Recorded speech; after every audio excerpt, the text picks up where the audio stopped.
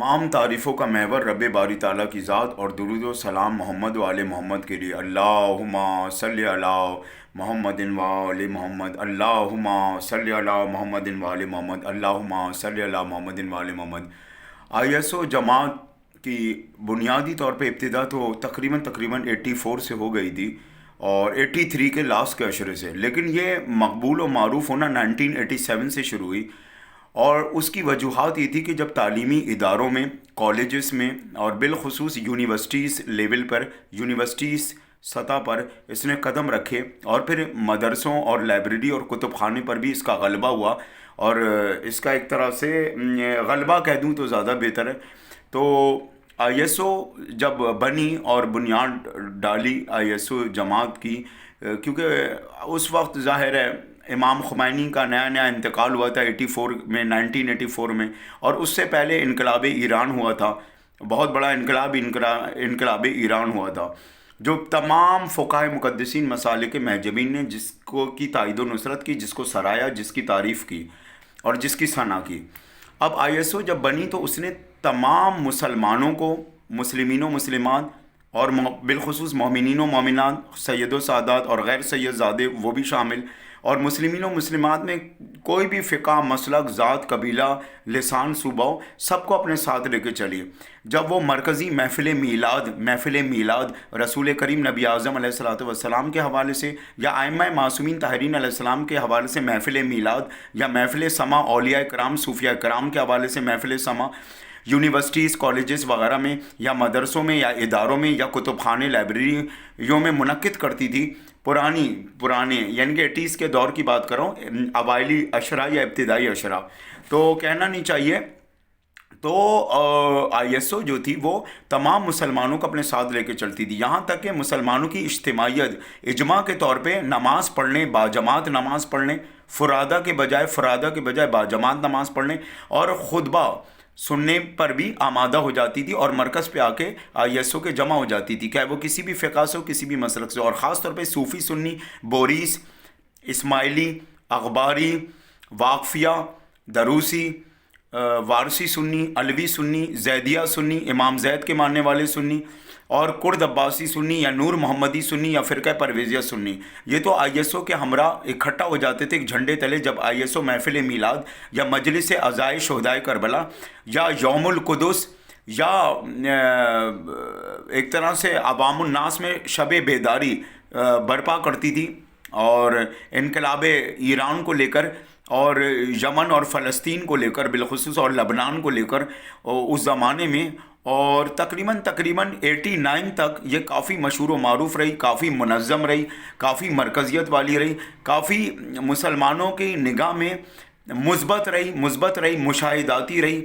और काफ़ी बेहतरीन साबित हुई, मारकतुल आरा साबित हुई। लेकिन अफसोस कि कहते हैं ना, हर उरूज को एक ज़वाल होता है, हर गरूर, अकड़ और तकब्बुर का एक लिहाज से अंजाम बुरा होता है और सर निगू होता है। तो इन्होंने क्या किया कि आईएसओ वालों ने गिलगिती बिल्किस्तानी, पारा चिनारी, गिलगिती बिल्किस्तानी, फाटा, चकवाली, इन लोगों को भर्ती करना शुरू कर दिया बड़ी तेज़ी से, और जो लोग पहाड़ वाले इलाकों से आ रहे थे उनको मदरसे उनके हवाले कर दिए,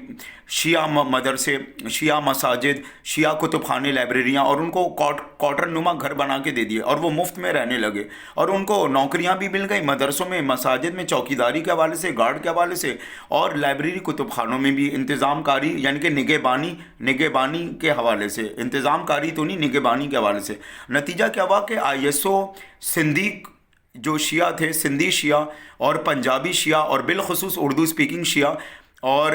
ये पेशावर के शिया और बलोची शिया, वो दूर होने लगे आईएसओ से, क्योंकि आईएसओ अपनी जमात में भर्ती किन लोगों को करने लगी, गिलगिती शियों को, बिल्किस्तानी शियों को, पारा चिनारी शियों को, और ये चकवाली शियों को, और इसी तरह के और दीगर चित्राली शियों को। तो अफसोस की बात ये हुई कि इन्होंने क्या किया कि लिसानियत तो नहीं फैलाई, ना फ़िरका वारियत फैलाई, ना तासुबात फैलाए, اور مگر کیا ہوا کہ یہ اپنی جماعت میں بھی سب سے زیادہ گلگتی بلتستانی اور یہ ہزارے کے لوگوں کو داخل کرنے لگے. نہ صرف یہ کہ بلکہ مدرسے مساجد میں بھی ان کو قیام گاہیں بنا کے دے دی اور ان کو نوکریاں پکڑوا دی. اب جو پنجابی شیعہ تھے، سندھی شیعہ تھے اور بالخصوص اردو اسپیکنگ شیعہ طبقہ، جس کی ابتدا ظاہر آئی ایس او کی ابتدا کرنے والے بھی زیادہ تر اردو اسپیکنگ ہی تھے، تو وہ محروم رہ گئے. پہلی ان کی سب سے بڑی خرابی، سب سے بڑی شکست خوردی، سب سے بڑی کمزوری اور سب سے بڑی غلطی اور سب سے بڑی خرابی اور سب سے بڑا جو ہے وہ کہنا چاہیے ایک طرح سے گناہ. دوسرا انہوں نے کیا کیا کہ فلانا شیعہ ذاکر جو کہ عالم بھی ہے اور ذاکر بھی ہے اور عالم بھی اور ذاکر بھی اور خطیب بھی، کہ وہ فلانی جگہ جلسے سے خطاب نہیں کرے گا، وہ جلوس میں کوئی خطاب نہیں کرے گا، وہ شب بیداری میں کوئی خطاب نہیں کرے گا، وہ مسجد اور بارگاہ میں کوئی خطاب نہیں کرے گا، یہ وہ فطرہ کے نام سے اور زکوٰۃ اور خمس کے نام سے کوئی پیسہ کلیکٹ نہیں کرے گا اپنا کوئی ادارہ بنا کے یا کچھ اور. اسی طرح اس فلانے خطیب عالم اور ذاکر اور عالم کی کتاب اسلامی مارکیٹ میں نہیں آئے گی ہماری اجازت کے بغیر. فلانا ممبر پہ نہیں بیٹھے گا، اور اگر وہ ممبر پہ بیٹھے گا تو ہماری شرائط پہ تقریر کرے گا، ورنہ ہم ممبر سے اتار کے پھینک دیں گے. تو انہوں نے جب یہ شروع کیا، ایک سیکنڈ یہ معاملہ خراب ان کا، سیکنڈ یہ معاملہ خراب ہوا، اور تیسرا یہ معاملہ خراب ہوا کہ حزب اللہ، تحریک حزب اللہ یا حسن نصر اللہ آف لبنان یا امام خمینی آف ایران، وہ ان ممالک کی تہذیب، ثقافت اور وہاں پہ زیادہ تر شیعوں کی میجورٹی ہے، گو کہ اور لوگ بھی رہ رہے ہیں بڑی تعداد میں، پر شیعوں کی میجورٹی بھی ہے. لیکن اور وہاں کا ماحول علیحدہ ہے، وہ ایک طرح سے عرب ممالک ہیں، یا چلو کچھ اس میں یورپین ممالک بھی شامل ہو جاتے ہیں، جس میں تاجکستان وغیرہ، رشیا سے ٹوٹی ہوئی ریاستوں کو بھی کچھ ادھر جوڑ دیا جاتا ہے، رشیا سے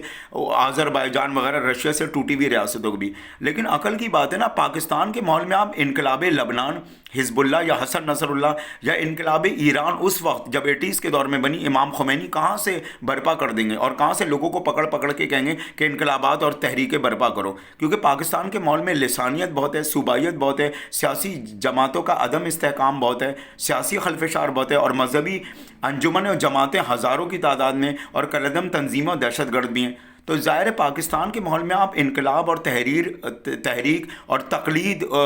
آیت اللہوں کی تقلید، اور پھر معاملہ اور فیصلہ اجتہاد یہ تھوڑی برپا کر سکتے ہیں. ہر ملک کی ریاست الگ ہے، وہاں کا رہن سہن الگ ہے، وہاں کا لباس الگ ہے، وہاں کی تہذیب الگ ہے، وہاں کا ماحول الگ ہے، وہاں کے حالات الگ ہیں. جی، تو انہوں نے کبھی یہ توجہ ہی نہیں دی کہ پاکستان کے شیعہ ہمارے مرکز پہ سارے کے سارے تھوڑی اکٹھا ہو جائیں گے، کیونکہ وہاں لسانیت بھی ہے، صوبائیت بھی ہے پاکستان میں، وہاں دہشت گردی بھی ہے، وہاں کالعدم تنظیمیں بھی ہیں، وہاں ہر فقہ کی انجمنیں بھی ہیں. تو عقل کی بات ہے، لبنان اور ایران کا ماحول بالکل علیحدہ تھا، اور وہاں پہ ظاہر ہے زبان الگ، لباس الگ، خوراک الگ، صحیح ہے، تہذیب الگ، ثقافت الگ. مانا کہ ایران میں شیعوں سے ہٹ کے اور لبنان میں شیعوں سے ہٹ کے سنی حلقہ اور دیگر مکاتب فکر بھی رہ رہے تھے، لیکن عقل کی بات ہے نا، ایسا چال چلا نا پاکستان میں زبردستی داخل یا جھنڈے تلے یا تقریروں کے تحت یا زور گرما کشتی کے تحت تھوڑی آپ کر سکتے. تو یہ تین وجوہاتی جو آئی ایس او کے زوال کا، شکست خوردہ ہونے کا اور ناکامی کا سبب بنی، یہ چیز ہے. اس کے علاوہ دوسری جے ڈی سی، اب وہ فلاحی کام کرتے ہیں، وہ تو دسترخوان بچاتے ہیں، وہ تو بکرے کی کھالوں کو جمع کرتے ہیں، وہ تو تمام فقہ اور مسالک کو دعوت دیتے ہیں، وہ بڑے پیمانے پہ جشن منعقد کرتے ہیں، بڑے پیمانے پہ محفل میلاد منعقد کرتے ہیں اور تمام فقہ اور مسالک کو بلاتے ہیں. ظفر عباس صاحب بالکل صحیح وہ ایسا کرتے ہیں، اور ان کی بڑی کاوش ہیں، اور اکیلے انہوں نے اس کی ابتدا کی اور لوگوں کو اپنے ساتھ ملایا. لیکن دیکھیے کہیں نہ کہیں سے فنڈنگ ہوتی ہے تو آدمی کر رہا ہوتا ہے نا، کہیں نہ کہیں سے ان کے پاس پیسے آ رہے ہوں، پیدائشی کوئی امیر یا کیسر و کسرا کے محلات لیے ہیں، یا وہ میمن و میکدہ ممبر و مسند حمیدیہ لیے تو نہیں بیٹھے تھے نا. تو عقل کی بات ہے، یہ بھی تھوڑا رجوع کرنا چاہیے. اور پھر بہت سی جگہ انہوں نے کیا اعلان کروا دیا کہ فلانی جگہ یہ دودھ مفت ملے گا، فلانی جگہ کپڑے حیدری میں مفت ملیں گے، فلانی جگہ زینب مارکیٹ میں فلانی چیز مفت ملے گی، اور فلانی اتنی بائکیں نکالی جائیں گی، روزگار مل جائے گا. لیکن بعد میں کیا ہوا، عمل حمیدہ نہ ہو سکی، فرقان رشیدیہ نہ ہو سکی، اور احکام سعیدیہ نہ ہو سکی اور وہ اپنے معیار پہ مکمل نہ اتر سکے. گو کہ انہوں نے 5 اسٹار چورنگی پہ ایک وہ کمپیوٹر سینٹر نما انسٹیٹیوٹ ایڈوانسمنٹ ٹیکنالوجی کا بھی بنایا. لیکن پھر بھی میں وہی بات کروں گا کہ دیکھیے آپ اپنے دام میں سیات آ گیا. کہیں کہیں تو وہ اپنی قول و فعل میں قول و فرمان میں عملی جامع کے طور پہ صحیح ثابت ہوئے اور کافی دفعہ بناوٹی اور غلط ثابت بھی ہوئے. اور یہ بھی مسئلہ ہوا کہ ظاہر ہے آپ کو کہیں سے فنڈنگ ہو رہی ہے تو آپ یہ اہتمام کر رہے ہیں نا, تو چلیں کرتے رہیں آپ. اور دسترخوان پہ دیکھنا چاہیے کس مستحق کو ملا, کس ضرورت مند کو ملا یا نہیں, یا صرف اشرافیہ اور طاغوتی آ کے دسترخوانوں پہ بیٹھ گئے جو کہ غیر مستحق تھے, غیر ضرورت مند. اگر کسی کو فطرہ زکوٰۃ یا بکرے کی کھال یا کوئی لڑکی کا جہیز کا سامان یا لڑکے کو نوکری ملی تو آیا وہ ضرورت مند بھی تھا یا نہیں, مستحق بھی تھا یا نہیں, اسلام تو یہ بھی دیکھتا ہے. تو ظفر عباس کا میں یہی جملہ کہہ سکتا ہوں, اب ہر روز کوئی بھی اُدگھاٹن کرنا, کسی تقریب کی رونمائی کرنا یا کسی فلاحی کام کا ابتدا کرنا تو پورے محلے بھر میں ڈھنڈورے پیٹنا,